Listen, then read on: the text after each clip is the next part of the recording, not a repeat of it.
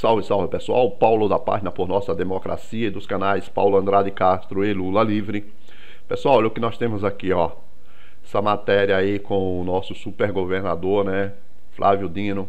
Gente, ó, estou aqui para conversar com vocês rapidamente sobre 3 assuntos. Primeiro, que nessa matéria eu vou conseguir mostrar para vocês que a gente comete um erro assim gravíssimo, tá certo? Um erro que no futuro vai nos impossibilitar de penalizar quem hoje comete crimes, tá? Isso a gente tem que mudar, a esquerda tem que mudar isso de urgente. Já existem alguns deputados que já tratam isso da maneira correta e é sobre isso que eu vou estar falando com vocês. Um outro assunto diz respeito, gente, infelizmente, ao adiamento da ação que seria julgada hoje no STF, que poderia, né, tirar o inocente da cadeia. Infelizmente, o ministro Marco Aurélio, forçado por meio do presidente do tal do IPEM, que eu não sei nem o que significa, né? Eu não sei o que significa, não sei quem é o cara, mas a gente já sabe que é um fascista, é uma pessoa doente, né? Porque só um doente, gente, manda retirar uma ação dessa que ele impetrou para favorecer todas as pessoas por causa justamente dos crimes cometidos por uma parte do nosso judiciário. Retirou porque não gostaria de favorecer o Lula. Pronto, gente, olha, o que dizer de um homem desse? O que dizer de uma pessoa dessa, né? Certo? Então a gente vai estar comentando um pouco sobre isso. A gente vai estar comentando também um pouco, muito rapidamente, sobre algo assim que eu achei muito interessante. Muito interessante. Pela primeira vez, certo? De dentro do próprio Ministério Público, alguns procuradores começaram a reagir contra o presidente da Associação dos Procuradores em relação ao caso Lula, tá certo? Então a gente vai estar falando um pouquinho sobre isso aí também. Antes de irmos diretamente ao vídeo, eu gostaria de pedir a vocês gentilmente que se inscrevam em nossos canais, evidentemente, né? E que compartilhem essa informação, deixa seu like, é muito importante, gente. A gente precisa reforçar esse nosso espaço para tentar combater a manipulação da grande mídia, gente. Senão a gente não tem chance nenhuma, tá certo, de vencer esses caras, tá bom? Vamos ao vídeo? Vamos ao vídeo. Olha o título, ó. Dino, Lula é vítima de um erro jurídico imenso e é preso político. Caro Dino, essa narrativa de erro jurídico é justamente o que essa parte criminosa do judiciário precisa para escapar ilesa. Aonde está o erro jurídico, governador, o qual eu tenho o maior respeito? Temos que dizer com todas as letras: o Lula é vítima de uma ação coordenada criminosa por parte de um judiciário criminoso. Não tem que se falar aqui em erro.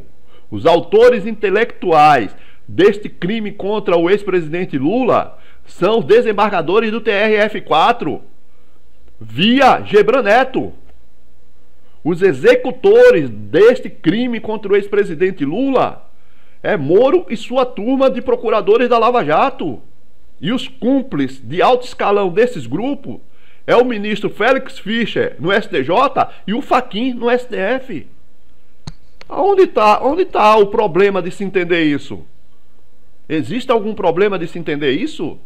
Eu tenho certeza que a gente deve, de forma assim correta, colocar esse tipo de coisa. Muitas vezes o deputado Paulo Pimenta coloca dessa maneira e está certíssimo. O deputado Vadir Damu coloca dessa maneira. O Lindeberg Faria coloca dessa maneira. Mas nós precisamos que todas as pessoas de bem desse país digam isso de forma clara. Digam isso de forma clara. O que está acontecendo com o ex-presidente Lula é um crime orquestrado por uma facção fascista. É isso que está acontecendo contra o ex-presidente Lula. Não tem nada de erro jurídico, gente. Não tem nada de erro jurídico. Deixa eu perguntar uma coisa. Será mesmo que o ministro Félix Fischer do STJ não sabe que os caras não têm uma prova contra o Lula e o mandaram para a cadeia? Evidentemente que sabe. Agora é justo depois o Lula ser solto. Será que o Félix Fischer vai pagar de alguma maneira essa prisão que o Lula está sofrendo?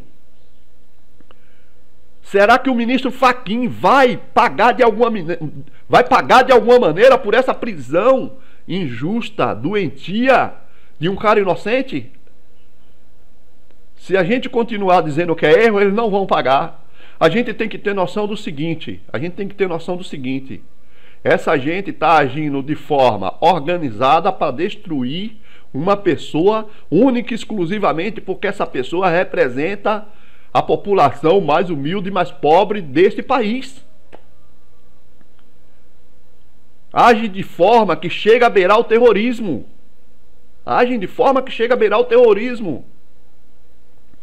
Vejam o que vocês acham. O STF, de forma covarde, humilha o país. Se você pegar a relação presidente do STF, Fachin, se estão sendo ameaçados por alguém, não tem coragem de passar para a população tomar as providências que tem que tomar, é um problema deles, é covardia deles. Tá certo? Mas o que eles fizeram no STF, gente? Um enrolando para o lado, outro enrolando para o outro. Não vou trazer isso. Não, mas eu não quero trazer isso. Aí ela vai lá e diz, não, mas o Fachin não trouxe. Aí é o problema dele, eu não posso julgar. Ou seja, rebaixam a imagem do STF de uma forma criminosa. E a gente vai dizer que é erro. Então, deixa eu perguntar uma coisa para os senhores e para as senhoras que estão me escutando. O juiz Sérgio Moro vem sofrendo uma ação no CNJ desde quando divulgou os áudios criminosos. Ele vai ser condenado lá. E sabe o que é que acontece todas as vezes que o CNJ... Olha aqui para mim. Sabe o que é que acontece todas as vezes que o CNJ põe em pauta para votar? Sabe a ministra presidente do STF, Carmen Lúcia? Vai lá e tira. Isso é erro, gente. Isso é erro. Isso é fascismo. Isso é crime, gente. Tudo para mandar um inocente para a cadeia. É esse o nosso país? É esse o país que nós queremos?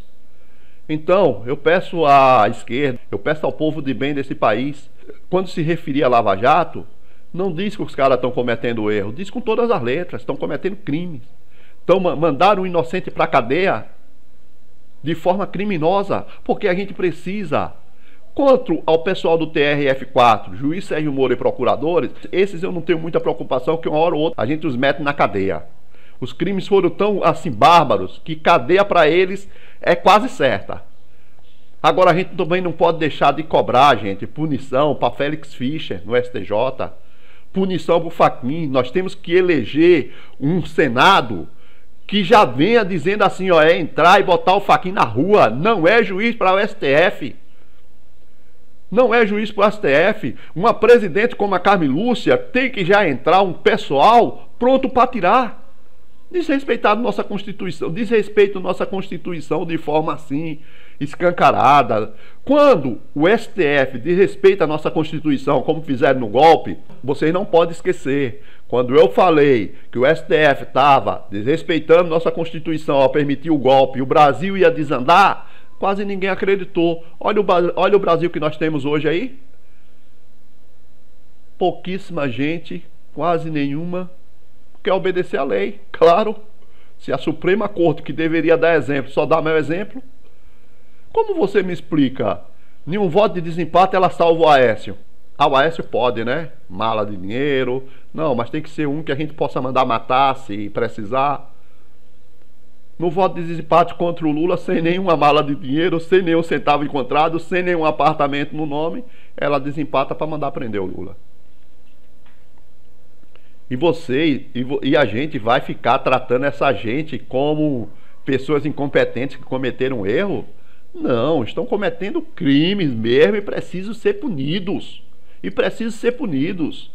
Vocês estão me entendendo? Se tem um rabo preso, não é problema meu, não é problema seu, não é problema do Lula. O Lula não pode pagar por ninguém ter rabo preso. Entendeu? Então a gente já tem essa certeza. E como que a gente pune esses ministros? Tirando-os do STF, não podem fazer parte do STF, não respeitam nossa Constituição. Quer dizer, se o STF, que está lá justamente para protegê-la, não a protege, os juízes do STF não estão lá para criar novas leis, não estão lá para modificar leis, e estão querendo modificar o Roberto Barroso, né? que está tendo que se explicar direitinho aí por causa de uma palestra, recebeu não sei quanto. Eu estou pesquisando isso para trazer para vocês. Estou tentando conseguir o comprovante para mostrar que ele recebeu. Se eu conseguir isso, eu vou trazer e vou colocar, porque está na hora do ministro Roberto Barroso pagar pelo que ele fez ao nosso país durante o golpe, que ele, se achando espertão, o Gilmar Mendes dobrou, pôs no bolso, manipulou, e ele foi o principal responsável pelo golpe. Tá certo? Então, pessoal, ou a gente muda essa história de ficar com brincadeirinha, erro, e diz que é crime mesmo, ou depois a gente não consegue punir os caras. Eles vão continuar cometendo crimes porque eles sabem que eles não vão ser punidos. Tá certo? O outro caso, pessoal, infelizmente, é em relação ao Marco Aurélio, né? Eu quero que vocês saibam que ele deve estar mais triste do que a gente por ter tirado por 5 dias a ação que trata de prisão em segunda instância. Mas ele não tinha o que fazer, porque senão poderia dar problema. Como o cidadão trocou o advogado, colocou outro, e esse outro pediu vista, o Marco Aurélio não tinha muito o que fazer, gente. Eu espero que o Marco Aurélio não desista, não retire essa ação, porque ela não pode ser retirada mais, e mantenha, tá? Pra gente ver como é que vai voltar a Rosa Weber. Mais uma vez aqui, eu quero chamar a atenção para a participação da ministra Carmen Lúcia em tudo isso. Quero afirmar aqui também, pessoal, que se algo acontecer ao Lula durante esse período, a culpada máxima é a ministra Carmen Lúcia.